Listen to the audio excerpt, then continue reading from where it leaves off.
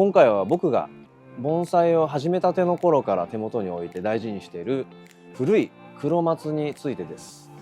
この木は本当に昔から粘りだったり足元、立ち上がりのところがすごくかっこよくて大好きな木なんですけど、ちょうど1年近く前に一度よろず園さんにこの木を持ち込んで相談させていただいたところですね、一回ちょっと木が弱ってるから肥料をガンガン上げて、この春先からもうボッサボサの状態にしてもう一回持っておいでって言っていただいたんです。で言われた通り肥料をガンガン上げてボッサボサの状態で今回改めてよろず園さんの方にお持ちしてご相談に乗っていただこうかなと思います。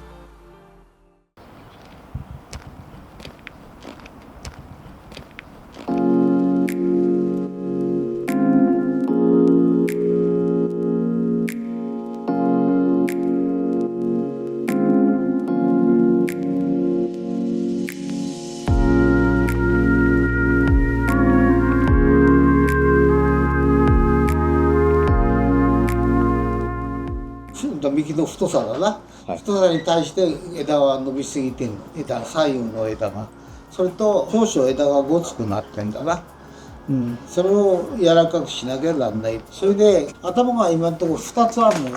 これが1つの頭、1つはこっちの頭と、だからこれは1つにしなきゃなんない頭。もうこれであったとしても長いんですよ。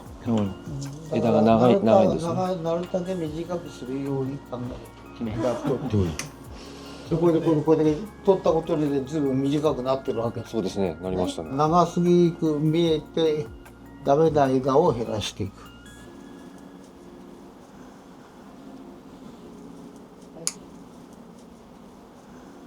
でこういうふうに減らしていく、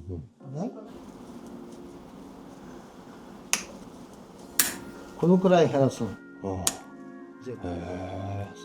そうするとずっと間隔が短くなって締まってくるわけだな。それで今度は頭だ、いよいよ。これを取ることによって素直なんだけど、背が高いっていうかごつさもある。ちょっと太いからね。これごついですよね、かなり。だからそのごつさもあるからそこは難しいとこなんだ今。これだな。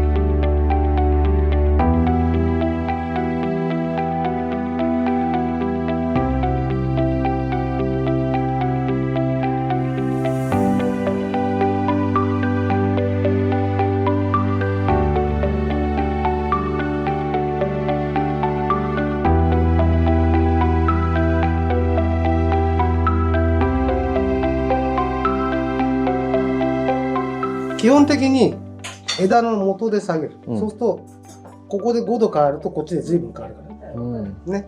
それで空間を生かしてまず何をしたいかっていうと、このボディのポテンシャルを見せたいわけ。ここですよね、動きをね、だからそうするとこっち流れの木なんだから、こっちはこっちに広げていく、こっちは締まる、こっち側が締まるんですね。で流れるのはこっち側。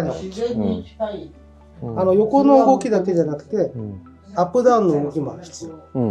で今年この葉っぱっていうのは、例えばその葉すかしして減らしといた方がいいんですか？やっぱりどれぐらいの数に減らしておくべきなんですか？一目っていうのは。一目で5セット。全部にそれを施しておくっていう。そういう強弱つけないで、頭の方が強いんだから、頭の方が気持ち少なめでもいいよ。新芽が出たら目切りすると懐の方にも芽が持つ可能性もある。だから自分の後は好みで、今ここ正面だけどこうするのもいいし、もう俺なんかだとこっちの方がいいのかなと。この枝の方が太いから。こっちですか？正面。こっちの枝の方が太いから、これもうちょい下げて引っ張ってこれを、ここ。そうすると、ここの奥行きが出来上がって空間もできる。要はこのポテンシャルを見せなきゃいけないわけだから、一番見せたいとこをまず考えなきゃいけないですね。基本的にね、悪い木っていうのはどこも見せなくていいんです。いい木っていうのはちゃんと見せなきゃダメ。